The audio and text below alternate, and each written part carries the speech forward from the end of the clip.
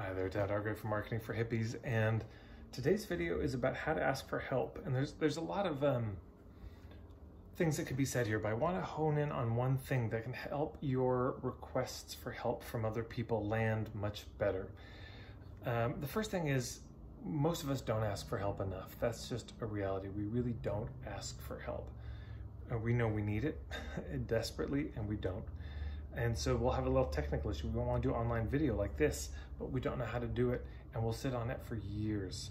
When really we could just post on Facebook, say, hey everyone, I'm stuck about how to get video online. Anyone want to meet me for coffee and help, or get on the phone? And literally you could spend 5 minutes making that post, sending some emails, and your problem would be solved. I mean, a week from now, you would know exactly what to do. So we often don't ask for help enough. And of course, I've done a lot of blog posts about this, and it's one of the core practices I'll do in my some of my online programs, is giving everyone 5 minutes to just go ask for help on a particular issue. And really, things they've struggled with for years are resolved as a result of that 5 minutes. But here's the flip side of this. People can become so emboldened with asking for help, and they become a little reckless about it. They get so excited because they ask for help and they get answers. They ask for help, they get more answers. They get the support they need. And this can breed a bit of casualness and entitlement in terms of asking for help. And so I want to offer something that I got from Stephen Jenkinson. And I think this is such a beautiful understanding. Okay, so let's say you want to ask for help. And let's say this isn't just a quick little 5-minute favor. This is a more significant something. And so you're going to ask somebody for help. You're like, wait, I've asked this person for help a lot, maybe. Or they don't know me that well. Or I know them, but I'm asking a lot from them.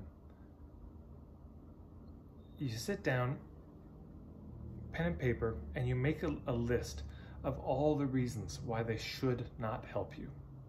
Yeah, although not the reasons they should help you, the reasons they shouldn't help you. And you may think, why would I make a list like that?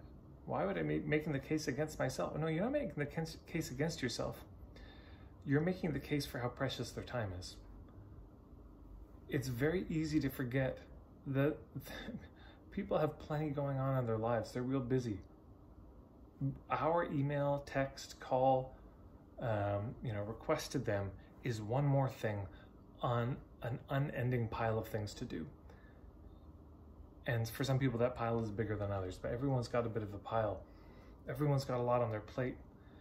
And to go to them not acknowledging the size of that existing pile is not courteous, to say the least.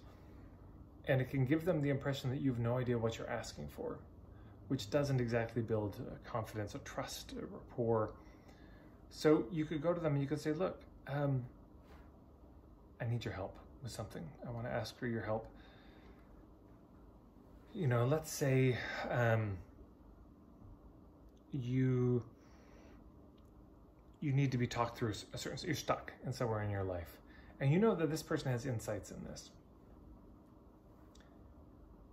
And so you might say, look, and maybe they don't charge, like this isn't a profession for them, so it's not a paying money kind of thing as the typical arrangement.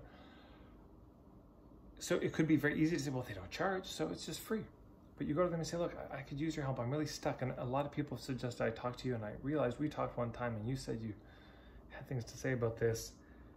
And I could really use a few hours of your time. And I just want to acknowledge you must have so much else on the go.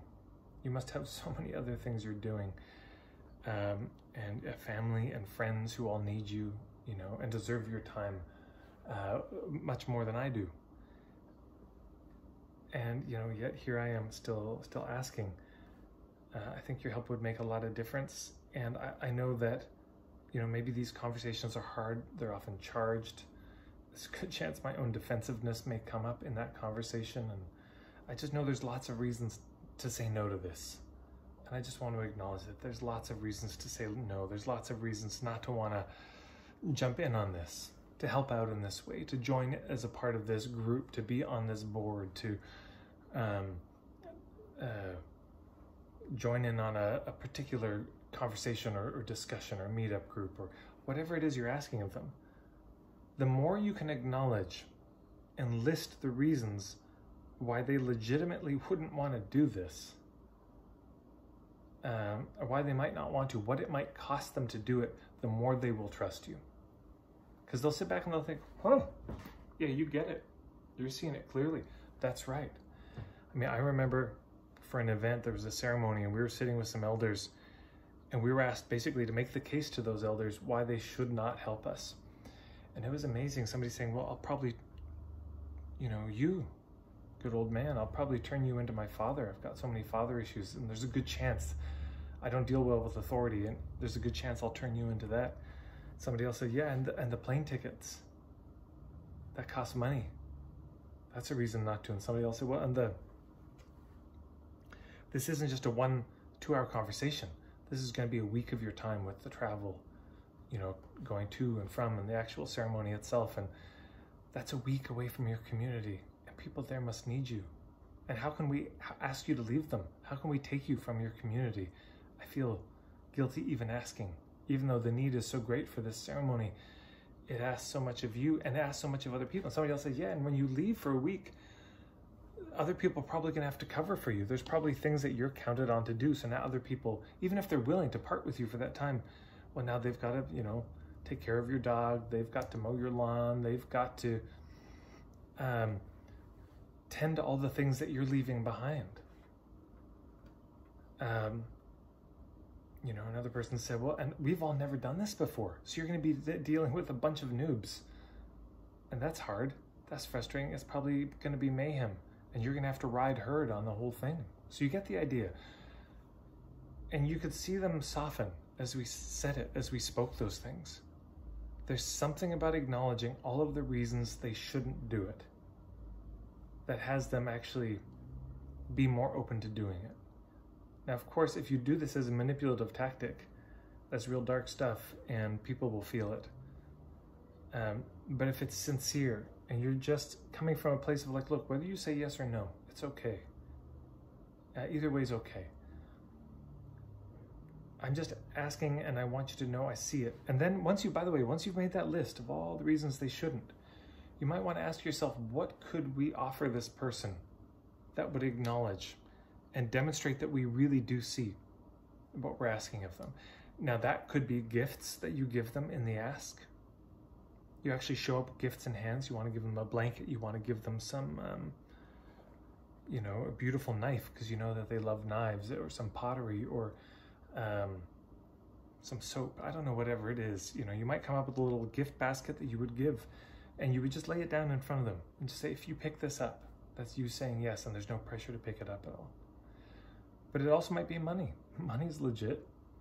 And there may be other ways you could help them, and we were thinking if you were to come this, maybe we could come and help you fix your fence on your property. So there's ways you can think about what you might offer in exchange that would acknowledge what you're asking from them. Because otherwise it can become an entitlement. It can become, I just keep asking for help and people keep giving me things and it's great. Yeah, and of course that's not balanced. So anyways, those are my thoughts on that. I hope it's useful. I know it was very helpful for me when I heard that. And yeah, so if you like this video, please share it up.